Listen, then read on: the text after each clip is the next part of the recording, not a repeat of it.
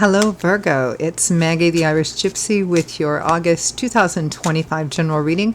We are looking at the first half of August for you, the earth sign of Virgo. Thanks so much for being here.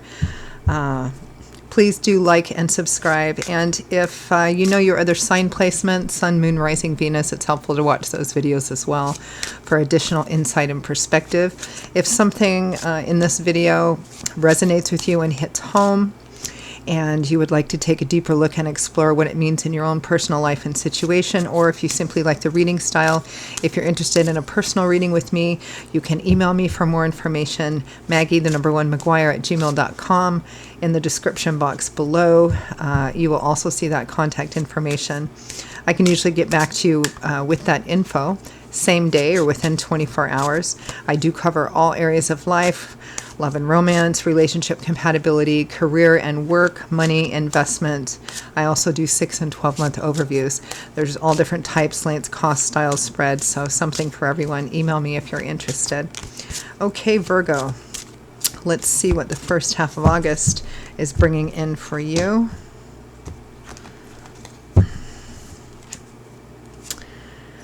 We begin with the Devil. Some obsessive energy there. Death, endings, new beginnings, rebirth. I feel a struggle to let go of something here. Something which has a great draw on you, a lot of temptation for you, but at the same time needs to be let go of so that you can move forward into something new. We have strength facing those fears, doubts, and insecurities. You have what it takes to leave something behind so that you can move into a new path that's more in alignment with you. Your crowning energy for the first half of August, Virgo, is the Nine of Swords, my least favorite card in the tarot, because it represents an unnecessary level of focus on something. Fear of an unknown future. Well, what if this happens? And what if that happens? And if I do this, then what if this horrible thing happens? But if I don't do this, what if this bad thing happens? And what if? Focusing on something too much, too obsessively, and with like the worst possible negative outcome. And it tends to take, it doesn't invalidate any real fears or concerns that you might have about a situation or decisions that need to be made. But when you dwell on only the negative potential of something, it has a tendency to grow in our minds until those fears become so huge in our head that they don't actually fit the external reality of the situation. So less of that.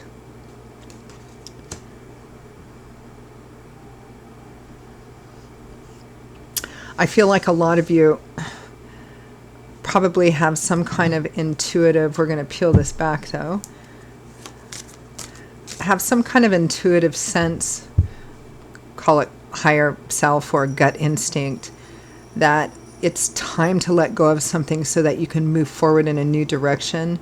But there's fear of letting go of that thing. It could be a person, a relationship, a job, a habit of some kind, because the Devil can represent obsessive energy to the point that it becomes unhealthy, but it's tempting and cyclical, so it wants to keep pulling us back over and over and over again.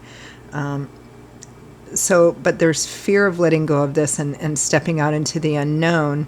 So the Nine of Swords is about, focusing on the worst possible things that could happen, which makes us afraid to let go and move forward. So it keeps us stuck in that same cycle of fear and doubt and insecurity, which is what the negative energy of the Devil wants. I mean, obsessive energy in terms of the Devil card can be positive in the short term, like if you're, completing a degree or building a business or something which requires you to pull energy from other areas of life or people, in order to focus it to get something done. But beyond a certain point, it becomes habit and pattern, and that's when it becomes unhealthy. It feels like you're trying to focus on, or your fears and insecurities are trying to get you to focus on all the possible negative consequences or outcomes from letting something go and moving on, which keeps you stuck in it. So let's take a deeper look at that Nine of Swords, see what that fear is. Yeah, makes sense. The moon. The moon magnifies deep-seated fears to an unrealistic point, right? It can also represent a lack of clarity. I mean, that's what this stress is about, right? Well, I don't know what's going to happen. I'm afraid of what's going to happen. I don't know what's going to happen, but my fears about what's going to happen, this is, it's a magnification of fear. The Four of Pentacles. This is a card of being guarded and protected, being very guarded with ourselves and self-protected because we don't want to lose. We don't want to lose anymore. We want to keep ourselves safe. So we keep ourselves in kind of a bit of a small box or a situation which, again, is not ideal for you, or it's no longer serving you. You're a path of joy and alignment for you. But this is a card of not wanting to take chances and not wanting to be open and give because we're afraid that it's going to leave us with nothing. And so, kind of like a miser energy,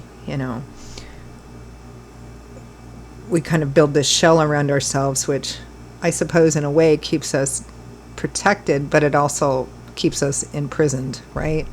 The Four of Pentacles is not always a bad card. It can be stability and economy, being careful and being cautious. But here it magnifies fears that you have.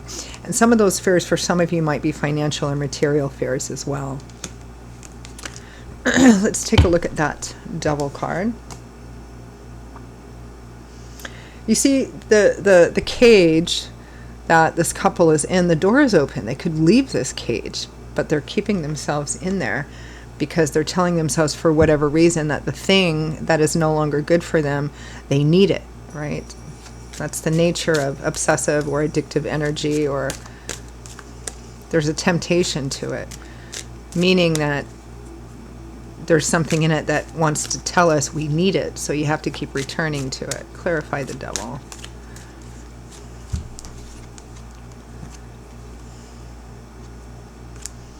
The Sun and the Star. I'm sensing this is a general reading, so the intensity of this might vary, the little specific details might vary. Again, the fundamental energy is needing to let go of something. Someone, something, a situation, a habit, a pattern, a way of thinking. But it has a very strong pull on us, and I feel kind of a big struggle here with, the Sun and the Star is a beautiful combination of cards. It represents, a beautiful path, a sunlit path, a lessening up or releasing of heavy or restrictive energies or emotions. But it does require, as the Star does, to walk in faith forward. So I'm feeling this struggle, internal struggle for a lot of you, of fear of the unknown if you let go of something, but an internal intuitive sense of, I need to let go of this, I need to move forward on this new path. So let's take a look at the Death card. You've got 3 major arcana cards out of 4 for the primary layout here, which is significant spirit energy. So for many of you, the first half of August may be a pretty significant time period. So death is what we want here because it represents an ending, letting go of what no longer serves us, and letting go of it once and for all, so that we can undergo a rebirth and move forward into something new.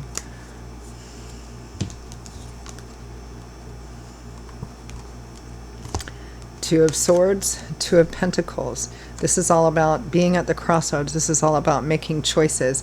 And I'm feeling a particular bit of advice here in order to let go, making decisions which may seem difficult. It may seem like your options are limited, but this is about using the power of your intellect, which is air in Swords, and practical things. So in terms of making decisions and knowing what is the best decision to move forward, it's not letting your emotions make the decision for you. It's letting your intellect, the truth, what is black and white, and practical things to make that choice, in making that choice.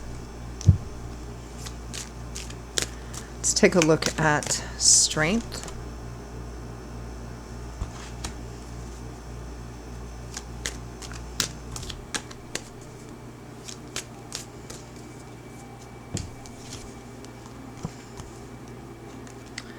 the Page of Pentacles and the Seven of Cups. The Seven of Cups is kind of the opposite of that Nine of Swords. The Nine of Swords is thinking about something obsessively too much in a negative way, like the worst possible outcome, right? The Seven of Cups is kind of the opposite. It's focusing on the possibility, the potential, the different options there are, the ways in which something could work out in a beautiful way, opening yourself up to options, possibility, potential, starting a brand new path. And perhaps for some of you, this new path has a practical beginning to it, you know, job, moving, relocating, or something which starts you off on a practical brand new path.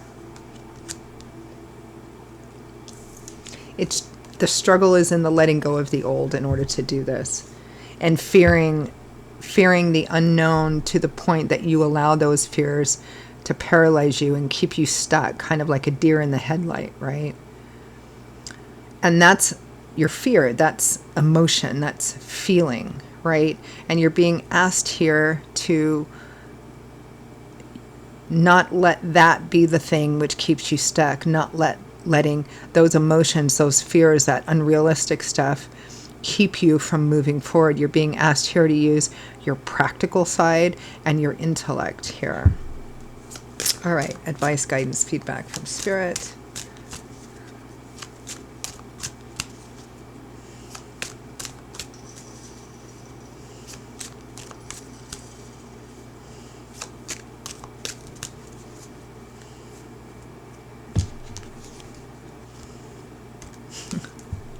The Fool. Stepping out into a whole new chapter, a whole new cycle, which represents challenging yourself, stepping out of the known into the unknown, taking that risk, taking that chance.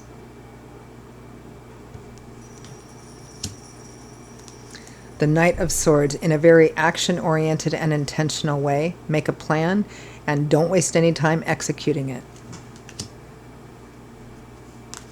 The Ten of Wands. It is time to lay down a burden that may not have started out to be a burden, but over time it has become a burden. It's time to let it go, to lay it down and move forward. Nine of Cups. And it's on the other side of this letting go that you will find yourself on a path of true joy and alignment and wish fulfillment. Pretty clear. I'm going to leave that there, Virgo. Those are your messages for the first half of August 2025. For those of you for whom it hit home and made sense and resonated, I hope it was helpful for you. If it was, and you'd like to explore what this means in your own personal life and situation, or you just like the reading style, again, if you're interested in a personal reading with me for yourself or perhaps as a gift for someone else, personal readings do make great gifts. Email me, Maggie1McGuire@gmail.com, which you can also find in the description box below. I would love to hear from you, and I would be delighted to work with you. I will see you all in a little while. Be safe, be well, always be blessed. Hope to see you back here again soon. Bye-bye.